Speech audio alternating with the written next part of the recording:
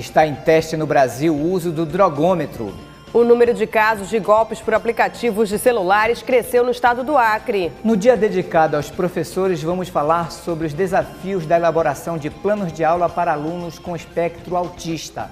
Conheça o projeto que leva as famílias de baixa renda à instalação elétrica. Universidade Federal do Pará abriu as inscrições para o processo seletivo 2020. Lei proíbe o uso de sacolas plásticas em todo o Pará. Os cuidados com os pés. Imagem peregrina pode ser visitada na Praça Santuário de Nazaré. E o aquário do Museu Emílio Guild está aberto para a visitação. E na entrevista de hoje vamos falar sobre a redução da burocracia na economia. Hoje é terça-feira, 15 de outubro, e o Nazaré Notícias está no ar.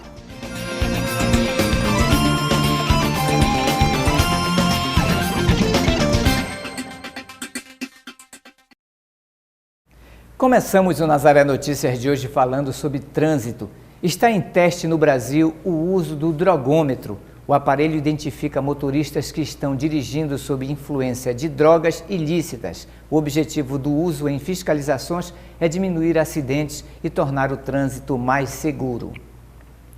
O aparelho testa o consumo de drogas a partir da impressão digital. O equipamento já foi testado em algumas capitais do Brasil, porém, nesses locais, o exame usou a saliva dos condutores.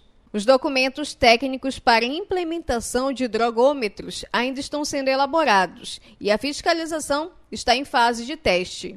A partir do momento que o aparelho for regulamentado diante da legislação de trânsito, o Detran vai fazer a aquisição, e o que nós utilizamos, que nós realizamos nesses 2 dias na BR-316, foi uma operação a nível de teste, onde que nesse teste com o aparelho a gente conseguiu identificar alguns condutores que estavam sob efeito de alguma droga ilícita. A utilização dos aparelhos com tecnologias de screening para a detecção de substâncias psicoativas em condutores do trânsito brasileiro está sendo desenvolvida por meio de uma parceria do Ministério da Justiça e Segurança Pública com a Secretaria Nacional de Políticas sobre Drogas. A finalidade é contribuir com as fiscalizações.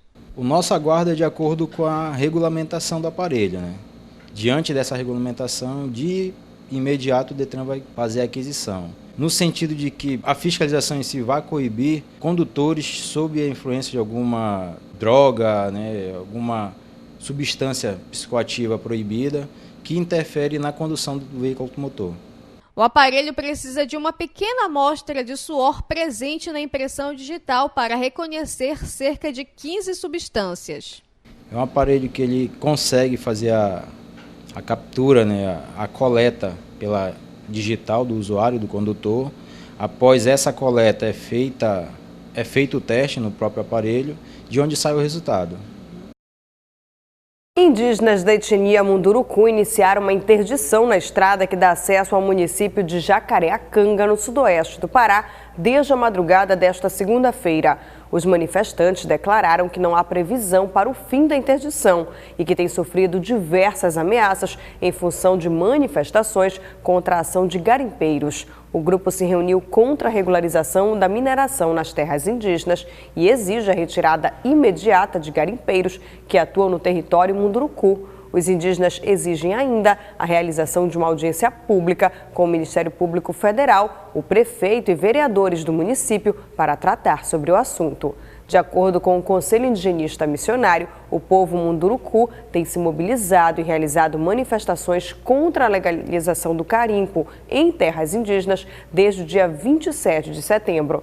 No total, o povo Munduruku conta com 14 mil indígenas que vêm sendo diretamente afetados pela atividade garimpeira. O número de casos de golpes por meio de aplicativos de celulares cresceu no estado do Acre. Pelo menos 1.000 casos já foram registrados somente em 2019. Mensagem de cobranças em nome de instituições bancárias ou envolvendo o nome de familiares solicitando transferência de dinheiro são os principais casos registrados, principalmente em Rio Branco, capital do Acre. De acordo com a Delegacia da Polícia Civil, cerca de 500 a 1.000 casos foram registrados somente em 2019. Porém, o número pode ser maior se todas as vítimas registrassem queixas. A delegacia orienta que a população fique atenta a esse tipo de golpe. Quem usar aplicativo de conversa deve primeiro desconfiar de mensagens de depósitos financeiros e nunca repassar senhas pessoais para terceiros. A Presidência da República sancionou uma nova lei que busca reduzir a burocracia nas atividades econômicas. É com a Lei da Liberdade Econômica. Nela estão previstas mudanças no horário de funcionamento dos estabelecimentos, no registro de ponto, na emissão de alvará e até a substituição do E-Social. E para esclarecer todos esses pontos da nova lei, Juliana Brito conversa com o advogado Glauber Pinheiro. Quem vai nos explicar as mudanças previstas com a Lei da Liberdade Econômica é o advogado Glauber Cavalcante. Tudo bem, Glauber? Muito obrigada pela sua participação. Para a gente começar, explica para a gente do que se trata a Lei da Liberdade Econômica. Bom, a Lei da Liberdade Econômica, na verdade, é o ponto de maior aproximação do governo com a pasta que defende do liberalismo econômico. Visa a redução da fiscalização estatal em relação à livre iniciativa, para possibilitar que os empreendedores consigam iniciar seus negócios sem muita burocracia e sem depender muito de autorização estatal e fiscalização estatal. Uma das mudanças dos pontos previstos nessa mudança é a questão da obtenção do alvará. Explica para a gente como é que fica agora. Bom, atualmente, antes da entrada da lei em vigor, para fazer qualquer operação, para fazer qualquer negócio, a pessoa teria que ter um alvará de vendas, um alvará de comércio, alguma coisa do tipo.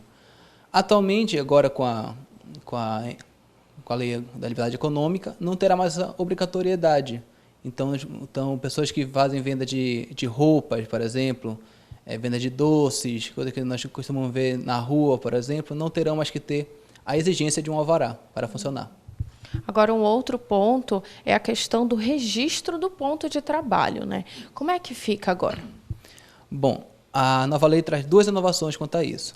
A primeira é o limite mínimo para ser obrigatório o controle de ponto, que antes era 10 funcionários, agora serão 20 funcionários para a empresa. E o outro ponto é uma inovação que já chega com cara de velha, vamos dizer assim, que é o controle de ponto por exceção, em que as empresas não teriam que registrar o horário dos seus funcionários, exceto por algumas exceções, como horas extras, faltas, ausências, justificadas ou não. Só que está uma discussão muito grande em relação à justiça quanto a esses pontos. A justiça trabalhista sempre foi muito contra a utilização dessa forma de ponto eletrônico, mas agora com a nova lei temos que aguardar como é que vamos receber. Agora, pelo que a gente vê, vai favorecer muito, principalmente os pequenos empresários, né? Os pequenos empreendimentos. E com relação ao trabalhador, de repente essa lei não confronta as leis trabalhistas, por exemplo? Bom, confronta a lei trabalhista como ela era antigamente. Eu creio que essa nova lei seja um momento de maior ruptura entre governos. O governo anterior priorizava muito mais o emprego, e esse governo prioriza a livre iniciativa. Pela crença que se faz a análise do governo, é de que essa nova lei vai trazer um crescimento no PIB do Brasil e assim também novos empregos e tudo mais. E tem mudança até na carteira de trabalho também, né? Sim, a carteira de trabalho será agora totalmente digital. O governo ainda não informou como será esse digital, se será um sistema ou um aplicativo, mas será totalmente digital, registrado apenas pelo CPF. Não terá mais que a pessoa ir no Ministério do Trabalho, que atualmente vai ser o Ministério da Economia, para pegar a carteira de trabalho física. Ela terá no seu bolso, no seu celular, no seu smartphone, por exemplo, terá o acesso, poderá disponibilizar ao empregador que fará as anotações como sempre foi. Agora, o principal destaque dessa mudança de lei é o abuso regulatório. Explica para a gente do que se trata. Bom, como eu expliquei anteriormente, que essa nova lei é o principal passo para alcançar o liberalismo econômico que o governo prioriza. Eles querem tirar a função estatal de se meter, vamos dizer assim, de se meter na frente da livre iniciativa. Eles querem que o comerciante consiga livremente fazer todos os seus negócios, sem ter intervenção de fiscalização, sem ter intervenção de novos regramentos burocráticos. É literalmente o governo trabalhando para ficar mais fácil ter seu próprio empreendimento. Isso que o uso regulatório visa impedir. Impedir que os municípios, que as associações, entre outras coisas, criem regras burocráticas, meramente burocráticas. Agora, quem acompanha os telejornais continuamente se ouviu falar muito sobre o e-social, né, que todo um mecanismo, um sistema para ali registrar e ter sob controle os trabalhadores empregados do país. E há uma previsão de mudança do e-social, né? Sim, o e-social ele nasceu com um planejamento de que as empresas não teriam mais que ter obrigatoriedade de ter diversos documentos, como o CAGED, por exemplo, entre outros. Só que o atual governo entendeu que o e-social ele é muito burocrático, ele tem que colocar muitas informações nele para poder valer a pena. Só que esse governo ele visa por outra forma, ele visa retirar algumas exigências para que fique mais fácil para o empreendedor utilizar o e-social. Atualmente não temos nenhuma ideia de como é que vai ser esse novo sistema, que ainda vai ser criado, o governo ainda vai informar, cerca de 120 dias que vai informar, e que até então nós não temos nenhuma informação mais profunda sobre o assunto. Só sabemos que vai ter um novo sistema que será menos burocrático. Agora, é basicamente um afrouxamento de lei. Isso é de total benefício ou a gente deve ficar atento, alerta a alguns pontos? Bom, sim e não. Eu acredito que essa lei seja uma questão favorável em relação à livre iniciativa. Eu acho que ela, de fato, ela dá mais liberdade para o pequeno empreendedor, para pessoas que estão começando seus negócios, startups, fundos de investimento, todas as questões serão beneficiadas. Entretanto, a lei traz alguns pontos negativos, vamos dizer assim. Um deles, por exemplo, é a carteira de trabalho para menor, que não terá mais nenhuma exigência, que anteriormente tinha que ter a autorização dos pais, do juiz de menores, de carteira de identidade, entre outras coisas, e atualmente não terá mais que ter nada, só a apresentação do menor, que eu creio que seja um ponto negativo. Mas, no geral, eu creio que a lei seja bem benéfica em relação à livre iniciativa. Ok, então, Glauber, muito obrigada pelas suas informações. É isso, a gente espera ter esclarecido da melhor forma possível essa nova lei que entra em vigor agora no país. Eu volto com vocês no estúdio. A Receita Federal paga nesta terça-feira restituições do 5º lote de Imposto de Renda 2019. O lote inclui também restituições residuais de anos anteriores. Serão pagos pelo fisco 3,5 bilhões de reais a 2,7 milhões de contribuintes. As consultas podem ser feitas pelo aplicativo da Receita para tablets e smartphones ou pelo Receita Fone através do 146. O valor das restituições do 5º lote do Imposto de Renda 2019 está sendo corrigido em 3,54%, de acordo com a remuneração Selic entre maio e setembro deste ano. E agora vamos falar sobre um problema que tem atingido cada vez mais famílias na região metropolitana de Belém. São os incêndios em edificações. De janeiro a setembro deste ano foram quase 700 ocorrências, um aumento de mais de 4%. A quantidade de incêndios residenciais em Belém chega a assustar. Mês a mês, novos casos e mais famílias perdendo tudo para as chamas. Os 2 casos mais recentes aconteceram no bairro da Pedreira, na capital. No primeiro deles, 7 casas foram atingidas e no segundo, 12 casas. São inúmeras as situações que podem acontecer no incêndio, né? A gente sabe desde uma situação de uma falta de energia, que a pessoa utiliza a vela, né? E isso aí, por conta de uma situação, possa vir um acidente por conta disso, né?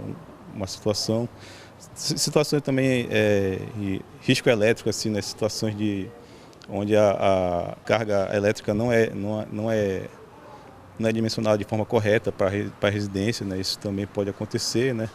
E também, assim como inúmeros casos desconhecidos, né?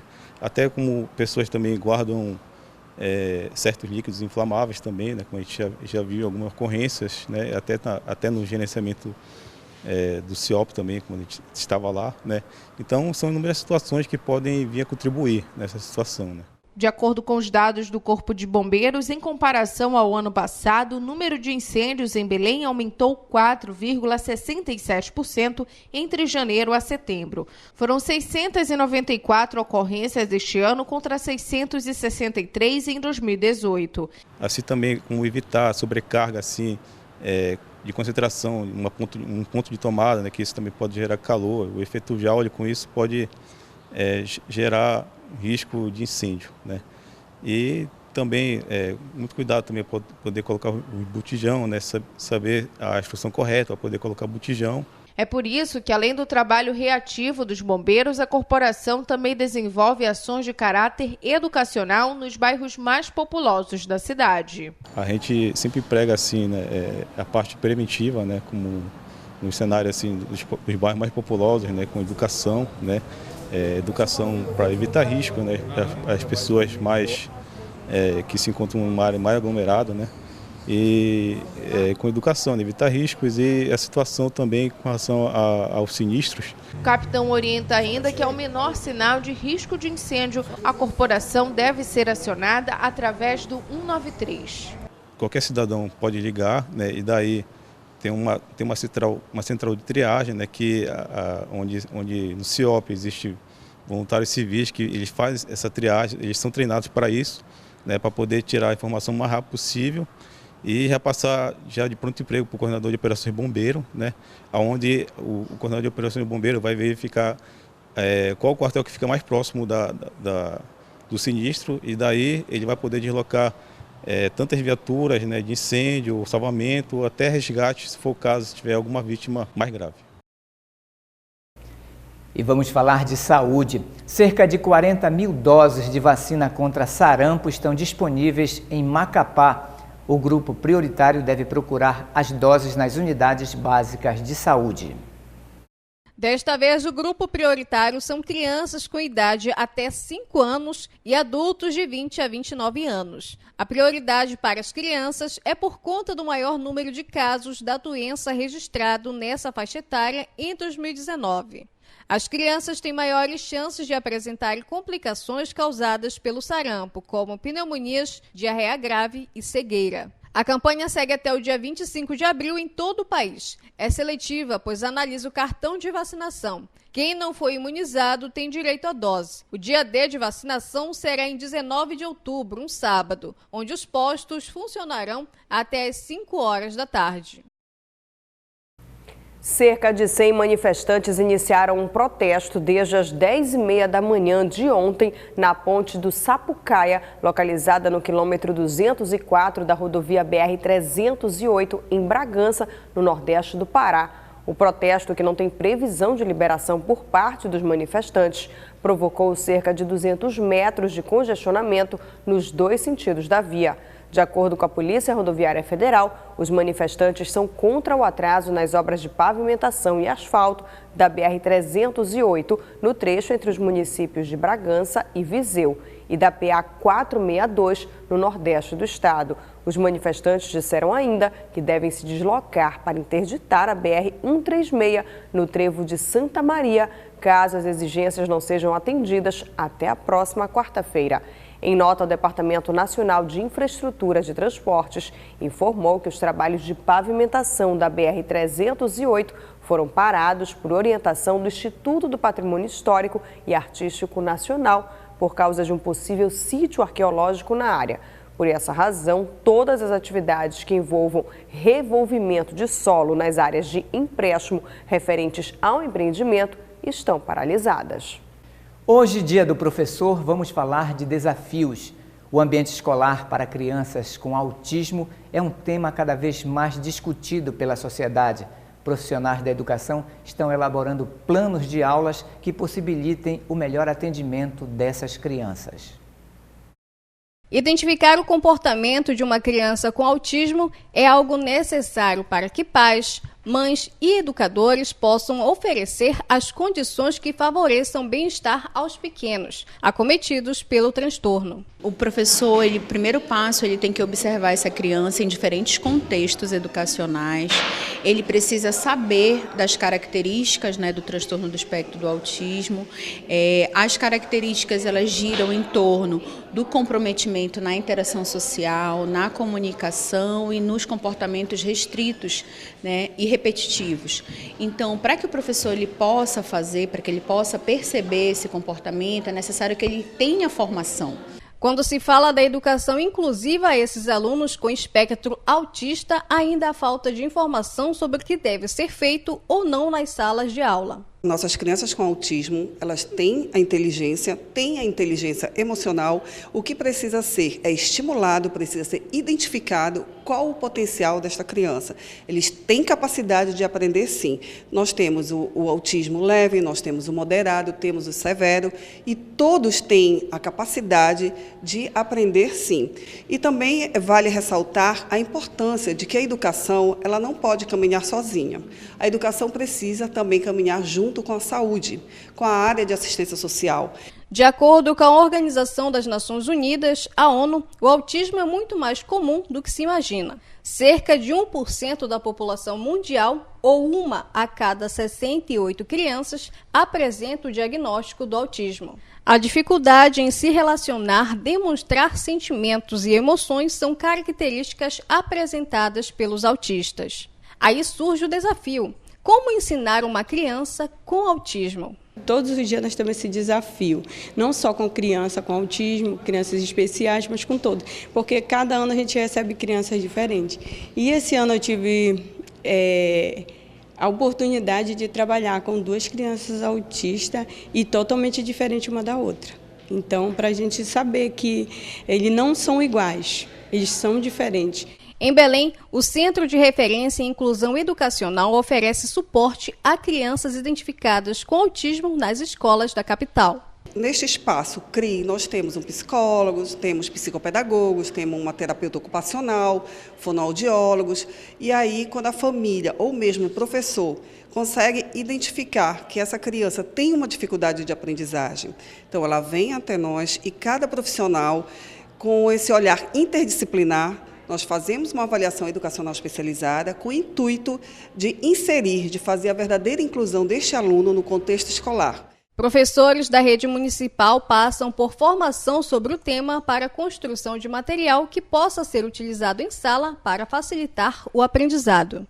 Então, esses professores eles estão vindo, eles vieram para cá, eles foram convidados para participar da formação, reunidos nesse momento em grupos e aí discutindo sobre os casos que eles conhecem nas escolas deles, e a partir daí eles vão pensar, elaborar e planejar atividades onde eles possam desenvolver esses aspectos que são tão importantes para o desenvolvimento da criança.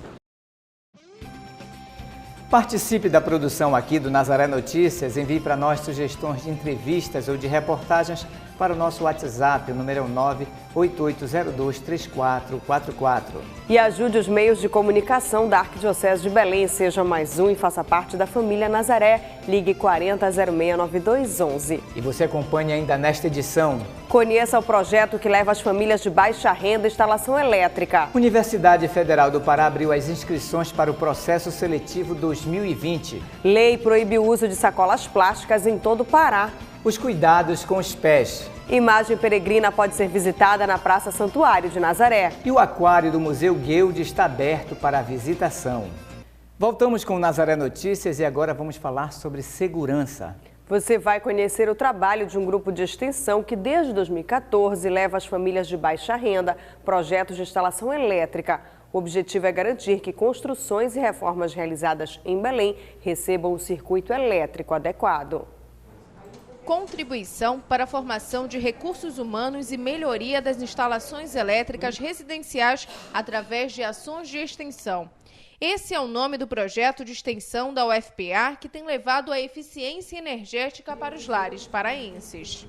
Atualmente nós temos recebido notícias de vários problemas com instalações elétricas residenciais, principalmente de baixa renda, que não tem a correta dimensionamento, né, dos condutores, dos equipamentos de proteção, dos dispositivos de proteção, e aí ocorrem sinistros, incêndios, várias casas são envolvidas e as pessoas perdem tudo.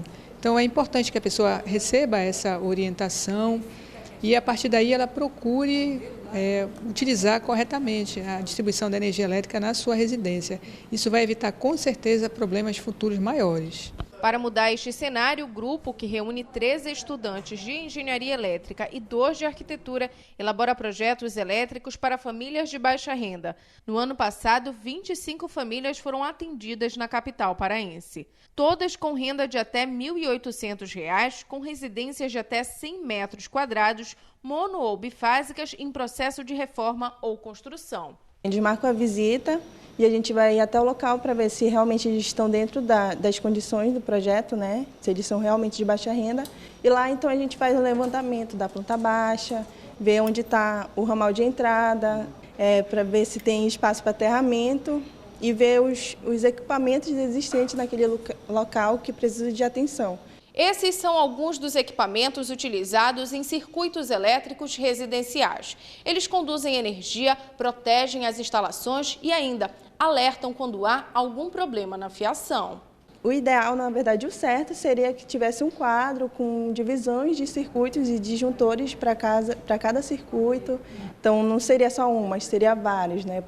Para isso acontecer a proteção, para não ter curto-circuito, não ter queima de equipamentos e não ter também acidentes no caso de choque. Aspectos levados em consideração na elaboração do projeto elétrico. A pessoa recebe um projeto elaborado de acordo com as normas, então o dimensionamento correto dos circuitos, da proteção dos circuitos, a questão do aterramento elétrico também que é necessário. Então, com tudo isso, ela vai ter a certeza de que a sua residência está corretamente dimensionada em relação ao projeto elétrico e não vai ter problemas de sinistros, de incêndios. A visita à residência, a elaboração da planta baixa e do projeto elétrico são de responsabilidade do grupo de extensão, mas a execução dele fica por conta do proprietário do imóvel. Quais são os benefícios de ter um projeto elétrico em casa? A segurança, né, principalmente, e algo que gera consequência é diminuição na conta de energia, porque quando você dimensiona um fio que não é adequado para aqueles equipamentos, eles puxam muito e esquentam o fio e essa alta temperatura acaba consumindo mais energia, né? A expectativa do grupo é que nos próximos 12 meses 50 projetos sejam desenvolvidos. Para ter acesso ao serviço, basta mandar um e-mail para o endereço liesseamazon@gmail.com ou ligar para os telefones código 91, número 9, 8087-7935 ou 98292-7215. E vamos voltar a falar sobre educação. A Universidade Federal do Pará abriu as inscrições para o processo seletivo 2020, desta vez com cerca de 6.000 vagas em todo o estado. As vagas são divididas em 3 modalidades: vagas de ampla concorrência, vagas de reserva legal para pessoas que estudaram em escola pública e vagas adicionais para pessoas com deficiência. Está mantido o bônus de 10% para os alunos que cursaram ensino em escolas públicas ou privadas de algum estado da região norte. Além de realizar o Exame Nacional do Ensino Médio, os candidatos dos cursos de dança ou música devem fazer o teste de habilitação nas áreas. Para participar do processo, os candidatos devem fazer as inscrições no site www.cepes.ufpa.br até o dia 1º de novembro. O pagamento do boleto vai até o dia 4 de novembro. A partir de hoje, a Secretaria Municipal de Mobilidade e Trânsito interdita a Avenida Tapajós, em Santarém, no oeste do Pará. As mudanças na avenida se dão por conta da retomada das obras de esgotamento sanitário. A interdição ocorre por conta de um serviço de esgotamento sanitário na área. O bloqueio ocorre entre as avenidas Tapajós e Travessa Tiradentes e Felisbelo Sussuarana, onde haverá colocação de tubos de concreto e a interdição total da área. O itinerário de ônibus também deve mudar até o dia 20 de novembro deste ano.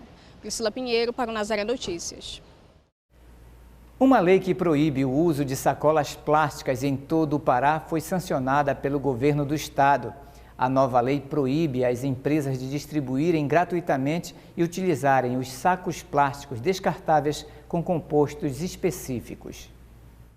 A nova lei ainda não foi publicada no Diário Oficial do Estado, mas proíbe que estabelecimentos distribuam de forma gratuita sacos plásticos fabricados a partir do polietileno. Para micro e pequenas empresas, o prazo de adaptação será de 18 meses. Já para estabelecimentos comerciais, esse prazo será de 12 meses. Priscila Pinheiro para o Nazaré Notícias.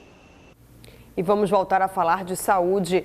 Poucos têm o hábito de cuidar dos pés, como base de sustentação do corpo e de uma área que, se não for cuidado, fica propensa a calosidades e, por isso, merecem cuidados especiais. Os pés nos levam para vários locais. Às vezes, não damos muita atenção para esse membro. O que muita gente não sabe é que essa área precisa de cuidados especiais. A hidratação deve fazer parte da rotina. Nós vivemos num estado que ele é quente e úmido, então essa questão do ressecamento, a questão do fungo é muito propenso então, nessa região. Então, certos cuidados é você fazer a verificação dos pés todos os dias, entre os dedos, usar um bom hidratante nos pés, porque a maioria das pessoas, eles têm a mania de passar o creme até numa certa parte da perna, como se o pé não fizesse parte do corpo. Outro fator importante para ter os pés saudáveis é limpar o calçado. O uso de sapatos apertados e não arejados facilita o aparecimento de calos e micoses. O ideal é você todo dia, quando chegar em casa, tirar os sapatos, fazer uma asepsia também. Hoje no mercado há N produtos para isso, vários desodorantes para calçado. Vai borrifar, deixa respirar e usa no outro dia se for o caso. Para ter unhas apresentáveis, o ideal é empurrar a cutícula cuidadosamente com uma espátula própria. É necessário, que um podólogo trate do corte técnico, porque quando a pessoa vai cortar a própria unha, a própria posição ela não ajuda. E a questão do corte ideal. Dizem, que o corte ideal é aquele corte quadrado. Depende dessas pregas ungueais. É isso que vai determinar o qual vai ser aquele corte daquele paciente. A busca por profissionais que cuidem da saúde dos pés deve ser frequente. O ideal é uma vez por mês, dependendo do problema, do procedimento que vai ser feito.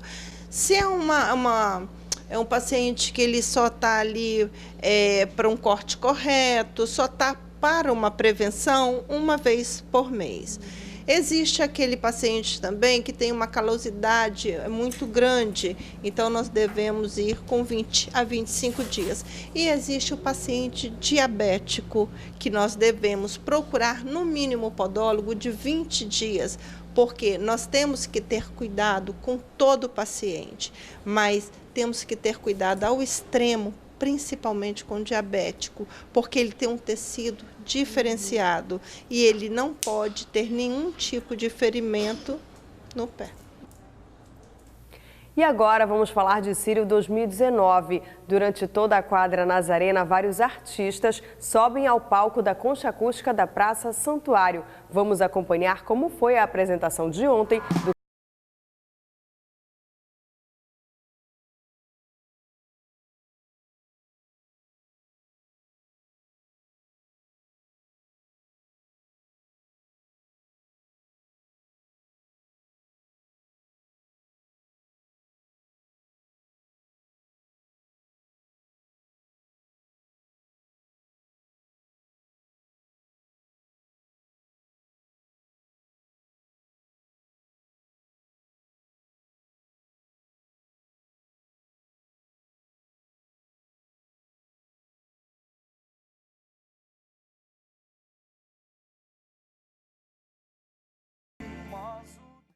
E quem se apresenta hoje no Círio Musical é a cantora Eliana Ribeiro. Você confere o show ao vivo aqui na Rede Nazaré de Televisão a partir das 8 da noite e nas nossas redes sociais. E ainda falando de Círio de Nazaré, a imagem peregrina de Nossa Senhora de Nazaré, a mesma que participa das romarias oficiais do Círio de Nazaré, fica mais perto dos devotos durante a quadra nazarena. Ela pode ser visitada das 7 às 19 horas no altar da Praça Santuário, no Centro Arquitetônico de Nazaré, aqui em Belém. Priscila Pinheiro tem mais informações. Os festejos do período após o Círio continuam. Diversas programações compõem o calendário da festa de Nazaré. Entre eles, a Santa Missa e a visita das imagens de Nossa Senhora de Nazaré na Basílica. A imagem original desceu pela segunda vez esse ano do Glória para ficar mais perto dos fiéis. A pequena imagem mede cerca de 28 centímetros e ficará exposta em uma redoma de vidro no altar até o dia 27 desse mês. Durante a quadra nazarena, os devotos podem ficar mais perto das duas imagens de Nossa Senhora de Nazaré. Dentro da Basílica, perto da imagem original, aquela encontrada pelo Caboclo Plácido em 1700. E aqui fora, na Praça Santuário, eles ficam mais perto da imagem peregrina, essa que participa das romarias oficiais do Círio de Nazaré. A programação segue até o Recírio, quando encerra a quadra nazarena. Quem vem à Praça Santuário também aproveita para fazer as orações e agradecer pelas graças alcançadas. Já tem 13 anos que eu venho e sempre muita emoção. Cada ano que eu venho é mais emoção.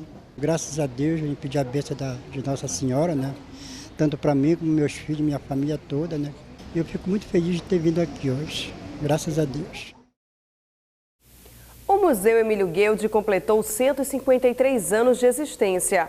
Um dos mais antigos museus do país, que agora conta com novidades. Uma delas é a reabertura do Aquário Jacques Zuber após 4 meses de reforma.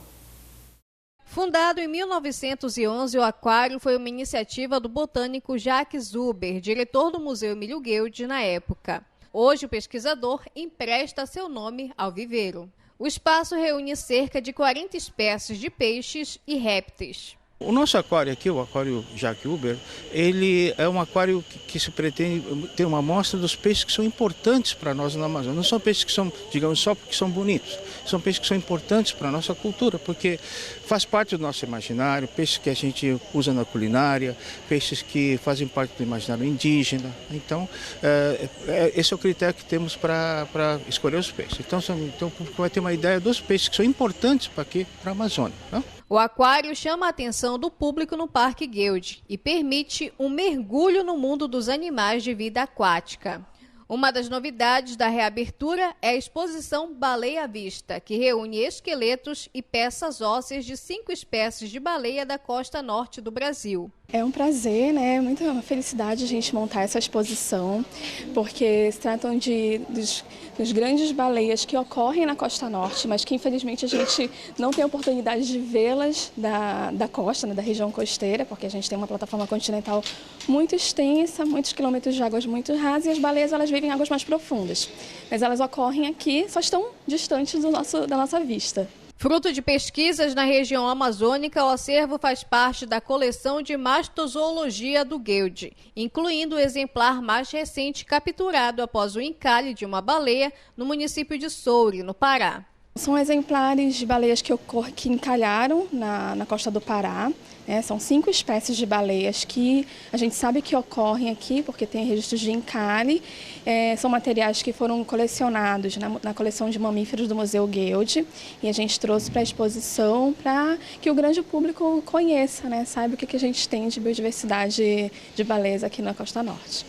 O aquário do Museu Gueldi passou por 4 meses de reforma. O projeto foi elaborado por diversas instituições. Ficamos muito felizes, né, em presentear nossa população, nossos clientes, com essa reabertura, com essa exposição maravilhosa da baleia. Nós fizemos um investimento de aproximadamente 500 mil nesse projeto. Nós fizemos uma revitalização do museu, nós construímos a maternidade, então os peixes hoje chegam, tem uma quarentena, tem um local para eles ficarem, para eles serem cuidados, para depois começarem a ir para a exposição.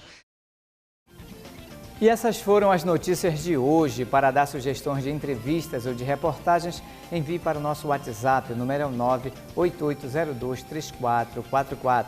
E se você quiser rever nossos vídeos, acesse o portal Nazaré, www.fundacionazaré.com.br ou acesse a nossa página no Facebook. Ajude os meios de comunicação da Arquidiocese de Belém, faça parte da família Nazaré.